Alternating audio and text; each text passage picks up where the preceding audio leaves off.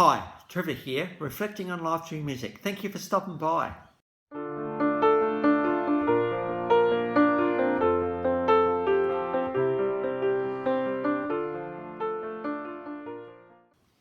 Well, coming again today, you're very, very welcome. I trust you enjoyed my last video on American rock royalty, Kansas.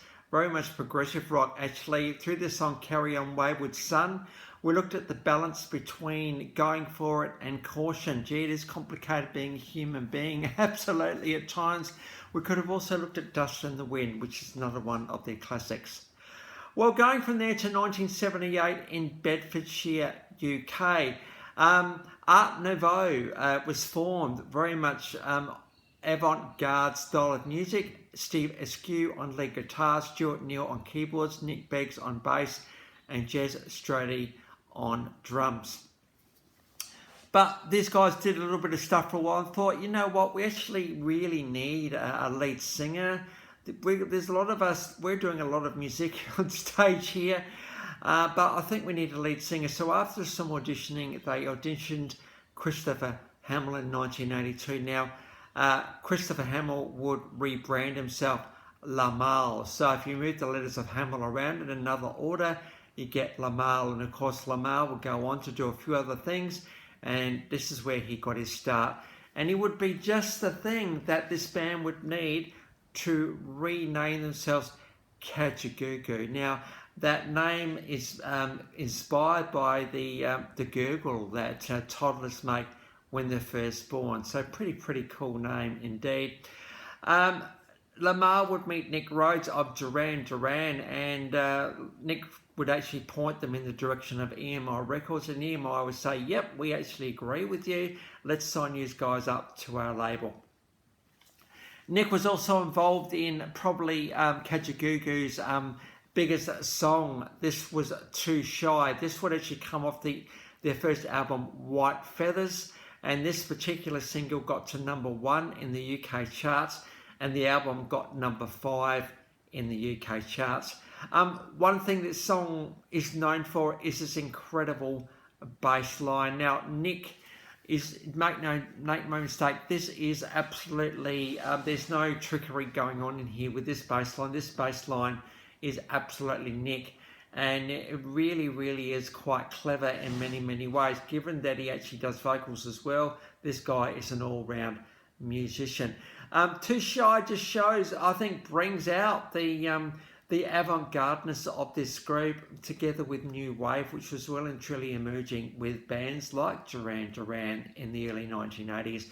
Too Shy's got some really good, some really good class to it. There's some really nice chords going on in here as well, just to add a bit of classiness to the sound. Too Shy. If you look at the official clip, we've got an official clip and a live clip below. The official clip very much focuses on a particular girl in the crowd as Kajagoogoo are performing. She is just a little bit scared, a little bit shy, a little bit unsure, but as the song goes on, she gradually gets more and more brave. I struggle myself with this. I am a naturally shy person. You might be thinking, well, you're talking online. Well, online's easy, isn't it? Because I'm looking at a screen, not at another person. I mean, I will listen to somebody, I will engage with somebody, absolutely. But to go across the room and talk to someone can be a bit of a challenge. You know, we think, what if I'm going to muck it up? What if they think? What about? Wonder what they think of me? All the stuff that we do. But I think this concept of shyness is a common human experience. We all, I think, struggle with this a little bit. Even those of us who come across as, you know, not shy, deep down, we sometimes become treading water at times. So what do we do about it? Because, you know, when we walk into a room, straight away we're there, bang, we're shy. But I think one thing that can help maybe is that we are all dealing with this thing just a little bit. Now, if you're like me and you walk into a room and you are feeling naturally shy, well, you know, sometimes we park a car and we walk straight in. Well, maybe it could be a better thing to do, and I did do this once, and that is park the car, walk around the block first. As you walk around the block, because you want to go to this thing, right?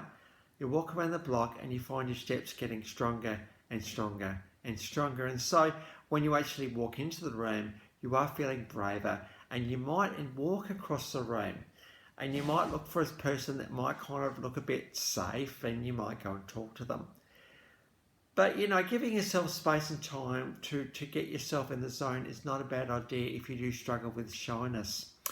Because that shyness thing is a pretty strong thing, isn't it? It's gonna be there. It's gonna keep us from fully engaging and fully embracing. So if you are naturally shy, first of all, realise that I think we all go through this a little bit. If you're really shy and you think, oh, Trevor, you don't know me. Well, I don't. Walk around the block a little bit. Park your car. Walk around the block. You might feel your steps getting a bit stronger as you get closer to the door, because you've got nothing to lose when you get in, right? You know, you might walk into a bunch of people that you don't know. Well, you got nothing to lose. Nobody knows you. No one's looking at you. No one's analysing you. No one's doing anything. So you give yourself an opportunity to try and be something different, and you never know. You might actually walk out thinking, gee, I'm glad that I did. In fact, I went to a particularly networking event once. I was supporting a guy, and we're going to a government house, and there was going to be about 600 people at this particular event. And the guy said to me, well, so what do you do? I said, well, you stand in a circle, eventually someone will say hi to you. Well, we'll see, what do you do then? Where you say, well, what brings you here, you know? And so anyway, we tried that. We were standing on the outside of this wall of people, and he said, can we go in now? Anyway, we did that, and he said, oh, hi, I'm such and such, and the other person introduced themselves. In fact, it was a really cute girl, and you know, he did say where you're from, and half an hour later they had this really good conversation, and the client smiled at me from time to time because I didn't need to stay with him. He was quite happy just to engage with this quite attractive girl. And when it was time to leave, he felt 10 foot tall. He did wear a suit that day because at his government house, obviously, and he filled out his suit that day. So it's a beautiful thing to be able to remember that story and to remember the fact that shyness was overcome just by having that first line to say. So I trust you find that all a bit encouraging today. It's around that time, though, that there were tensions happening with the band, and Limahl would end up eventually leaving, and the four of them would keep going Kajagoogoo from there. Out came the album Islands. It got to number 35 on the UK charts. Not quite as successful as previous releases, but we got the official clip of Big Apple below. They would actually rename themselves as Catchy in 1985 and release the album Crazy People Right to Speak. But around that time, Kajagoogoo could never really capitalise on their, I suppose, success of the early years, and they disbanded. But there was a little show called VH1 Bands Reunited, and in 2003, Kajagoogoo was tapped on the shoulders and the original 5 members reformed. We've got the actual full episode below, but if you want to look at Too Shy again, about 34 minutes in, you'll see that these guys were still and really happy to get back together. I really love stories like this one, that, you know, you do really want, you know, there's a bit of nastiness in the air. To be able to clear that air and to make it back together is a pretty good thing. In fact, Kajagoogoo would actually go on to do a European tour in 2008 with the album Gone to the Moon. And in 2011, they would release another single, Death Defying Headlines, and we got a bit of a clip of that one below for you. In 2017, they would officially finish up. But, you know, from 1983 to 2017, that's 34 years. So, you know, in the scheme of things, pretty good. And so we've got the links to a few clips below. These guys did release, I think it was 5 albums, a few singles, and they sold around 300,000 albums. So in the scheme of things, not too bad, given their busy period was just 2 years.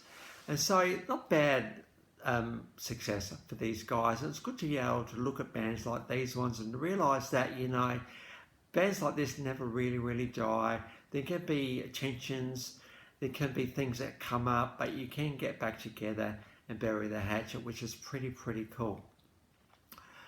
So the links to those clips are in the description below, and I've also included my last video from Kansas. If you want to recap on them, feel free. Well, if this is your first time to Life Reflections Through Music, or you've come back for another one, great to see everybody here. Well, that's it for today. Next time we're going to get on to a guy that's been pretty big in Australia over a few decades, Limahl. So until then, I'll catch you around. Bye for now.